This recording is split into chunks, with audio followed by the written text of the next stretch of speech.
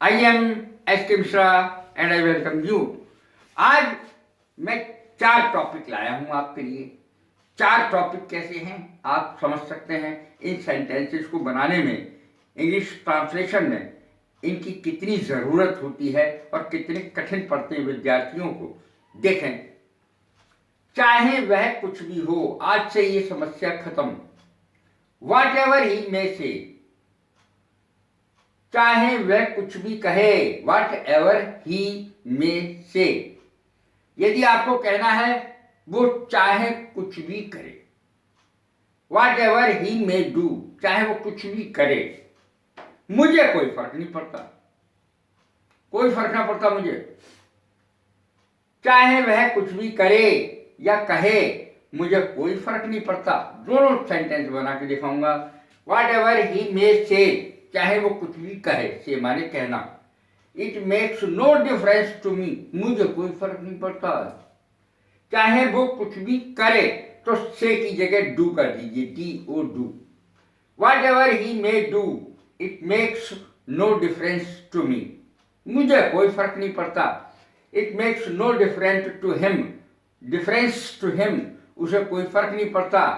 यदि कोई महिला के लिए कहना है तो हर लगा दीजिए मी की जगह। It makes no difference to her, it makes no difference to his father, it makes no difference to his mother, उसकी माँ को कोई फर्क नहीं पड़ता, पिताजी को कोई फर्क नहीं पड़ता। It makes no difference to his friend, उसकी दोस्त को कोई फर्क नहीं पड़ता।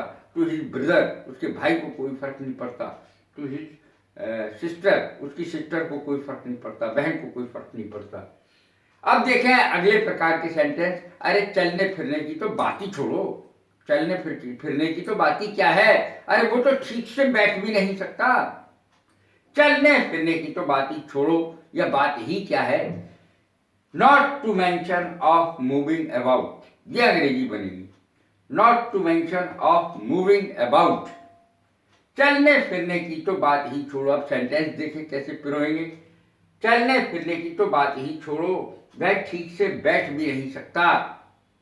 Not to mention of moving about, move about एक फ्रेजल वर्ब है, इसका अर्थ है इधर उधर चलना फिरना। Not to mention of moving about, he can not even sit properly, sit up properly, he can not even sit up properly. यदि कोई लेटा है और जब वो उठ के बैठेगा तो अंग्रेजी बैठने की सिट अप आएगी, और यदि कोई खड़ा है वो बैठेगा तो अंग्रेजी बैठने की सिट डाउन आएगी। ध्यान रहे इस अंग्रेजी का, सिट अप और सिट डाउन में अंतर होता है। ही can not even sit up properly, वो ठीक से बैठ भी नहीं सकता है। प्रॉपरली उचित ढंग से, ठीक ढंग से बैठ भी नहीं सकता है।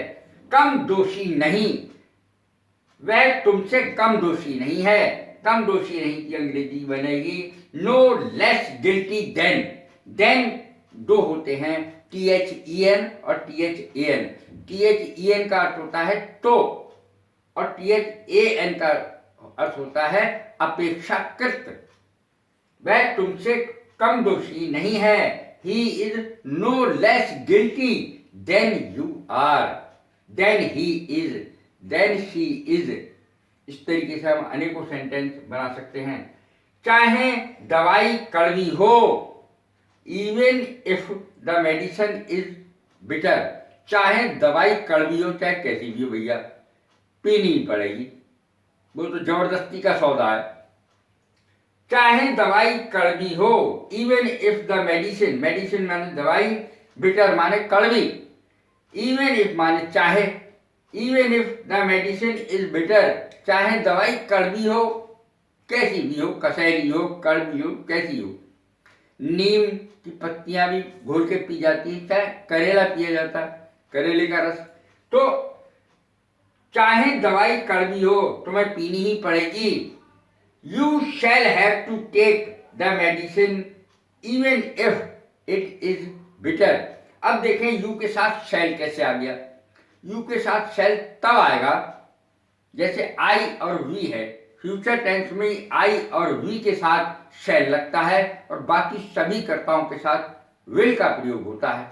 यदि अदल बदल हो जाए, एक दूसरे से अदल बदल हो जाए, यानी आई और वी के साथ तो विल लगा दिया जाए और बाकी सबके साथ शैल लगाया जाए, जैसा कि इसमें यू के साथ लग रहा है, तो अर्थ जरूर शब्द उसमें प्रयोग होगा, जरूर हो जाता है, अवश्य। वो गलत नहीं हो जाता है, बल्कि उसमें एक शब्द जुड़ जाता है, जरूर। अब देखें, you shall have to take the medicine, तो मैं दवाई पीनी ही पड़ेगी। Even if it is bitter, चाहे यह कड़वी क्यों ना हो, पीनी ही पड़ेगी। कैसी लगी है मेरी वीडियो? लाइक करें, शेयर करें, सब्सक्राइब करें। God bless you. Thank you very much.